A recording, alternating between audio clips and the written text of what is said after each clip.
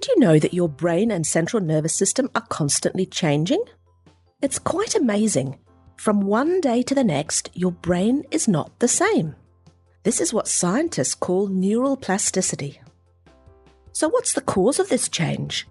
Well, to start with, your brain receives a constant supply of messages about your body and the external environment from the sensory organs. That's your eyes, your ears, your nose, tongue, skin, and so on. With this information, your brain maintains a 3D map of your body and keeps tabs of what's going on outside of your body. Your brain needs to interpret all of this data from your senses.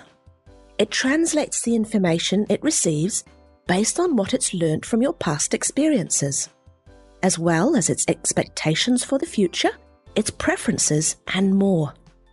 You could call this the brain's bias. There is basically a lot of background processing that happens under the radar. So how you or your brain sees a situation may not be entirely accurate. That means your experience isn't 100% based on reality, but is instead a perception of reality. Let's look at an example of how the brain fills in the blanks. Look at this picture and consider which square is darker, square A or square B? Which is darker now? It's incredible, isn't it? Your brain doesn't just see what the eyes tell it. It interprets what the eyes tells it, based on other information it has already stored up. In this case, you see square A as darker than square B because square B is in the shadow of the green cylinder, while square A is outside the shadow.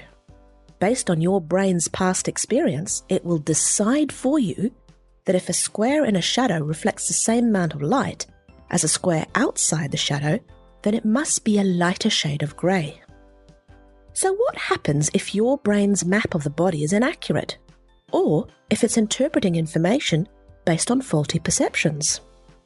It may mean that your brain responds to environmental cues ineffectively. But how would you know if your brain's map of the body, or its knowledge of the environment, was inaccurate? You may find that you become a bit clumsy, that you stub your toe often, or catch your elbow on door frames.